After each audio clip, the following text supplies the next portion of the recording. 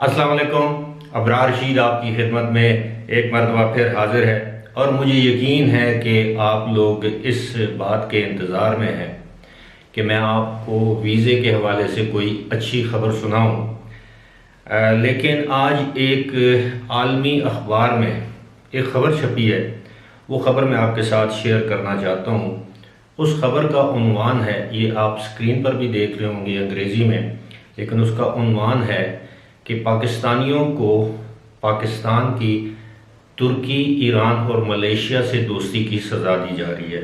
यानी पाकिस्तानियों को इस बात की सज़ा दी जा रही है कि पाकिस्तान ने अब तुर्की, ईरान और मलेशिया की तरफ दोस्ती का हाथ बढ़ाया है और पाकिस्तान इस खबर के मुताबिक अब ये चाहता है कि आलम इस्लाम की लीडरशिप जो है वो तुर्की और पाकिस्तान के पास चली जाए और सऊदी अरब और यूएई के पास ये लीडरशिप ना हो।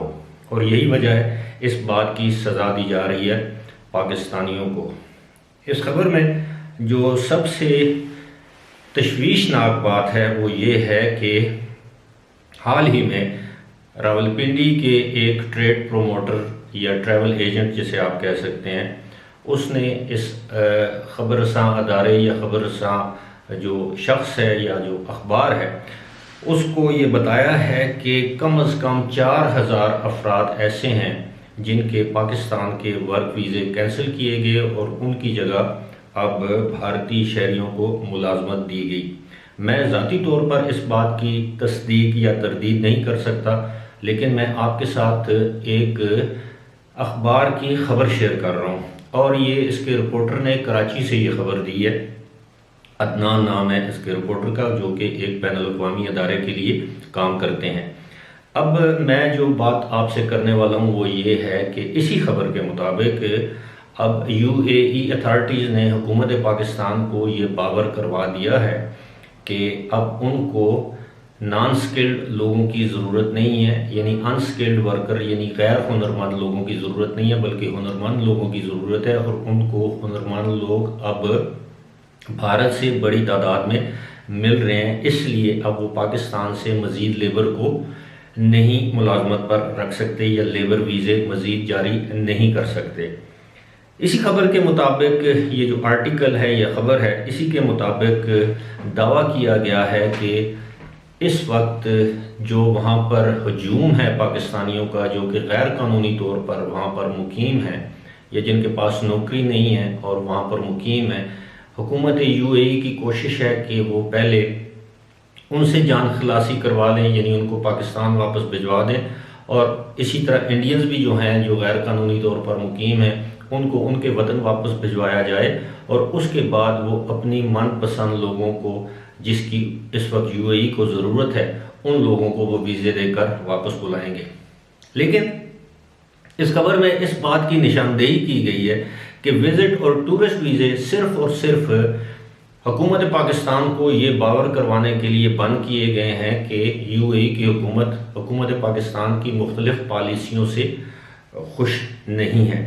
और साथ ही साथ इसी खबर में इस बात का भी दावा किया गया है कि इस वक्त यूएई के अंदर जो पाकिस्तानी काम कर रहे हैं,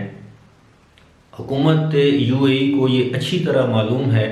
कि वो, मैं ये कह सकूँगा कि महीने के लाखों डॉलर जो है वो पाकिस्तान भिजवाते हैं और जिसकी वजह से पाकिस्तान की मईशत का पहिया भी चल रहा है। याद रहे कि इस वक्त एक स्टडी के मुताबिक, इसी खबर के मुताबिक, यूएई वो दूसरा बड़ा मुल्क है जहाँ से पाकिस्तान को तरसीलात ज़र सबसे ज़्यादा होती हैं। ये 560 मिलियन डॉलर्स है, यानी तकरीबन आप ये समझ लें कि 56 करोड़ डॉलर सालाना सिर्फ यूएई से पाकिस्तान आते हैं। ये रकम तकरीबन 2 अरब डॉलर के करीब है, जो कि सऊदी अरब से जो पाकिस्तान भेजते हैं, ये 1.5 से 2 अरब डॉलर के दरमियान ये रकम है। उसके बाद यूके आ जाता है, फिर अमेरिका आ जाता है और उसके बाद दीगर यूरोपीय ममालिक आ जाते हैं। तो इस लिहाज से यूएई को ये एहसास है कि जो पाकिस्तानी यूएई में काम कर रहे हैं, अगर उनको नौकरियों से निकाला जाएगा या मज़ीद मुलाजमतें नहीं दी जाएगी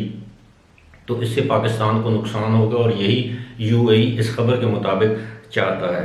अब जो असल सूरत हाल है वो ये है कि हुकूमत पाकिस्तान इस हवाले से मुकम्मल तौर पर खामोश है। अंदरून खाना कोशिशें हो रही हैं। मैंने अपनी पहली वीडियो में भी इस बात का जिक्र किया था कि दफ्तर खारजा, वजारत खारजा अपने तौर पर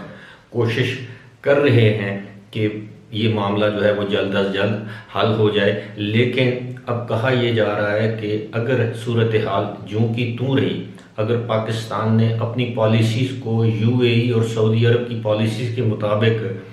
नहीं ढाला तो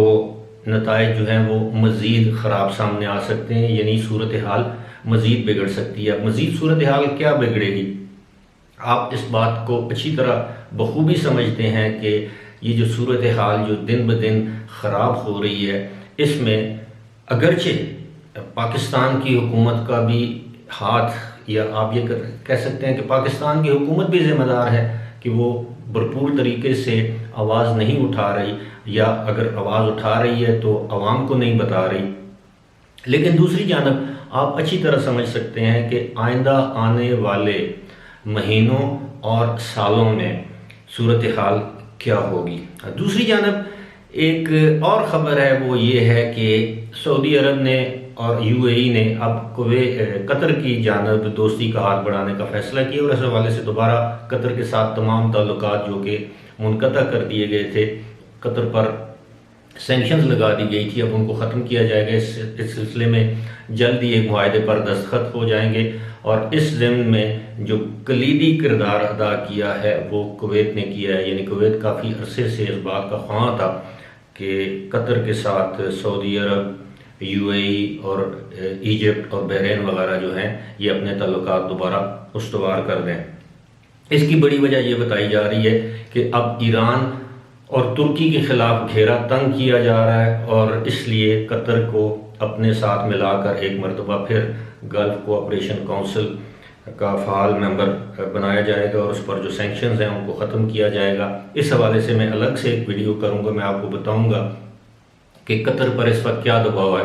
कि ईरान से ताल्लुकात अपने ख़त्म करे, तुर्की के साथ ताल्लुकात ख़त्म करे, अल जज़ीरा टेलीविज़न चैनल को बंद करे, अख़वानुल मुस्लिमून जो मिस्र में एक तंजीम काम कर रही है उससे अपने ताल्लुकात ख़त्म करे, और भी बहुत ये 13 नकाती एजेंडा है जो कतर को दिया गया था, जिस पर कतर ने माजरत कर ली थी, कतर ने इनकार कर दिया था, और तकरीबन जून या जुलाई 2017 में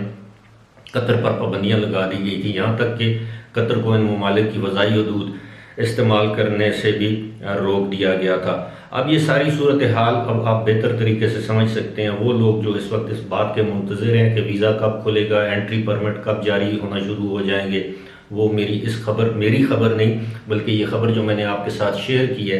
इसकी रोशनी में आप अच्छी तरह समझ सकते हैं कि आइंदा आने वाले दिनों में पाकिस्तान के लिए या पाकिस्तानियों के लिए, ख़ास तौर पर उन पाकिस्तानियों के लिए जो कि यूएई या सऊदी अरब में हैं, उनके लिए कितनी मुश्किलात पैदा हो सकती हैं। फ़िलहाल इसी के साथ मुझे दीजिए इजाज़त। खुदा हाफ़िज़।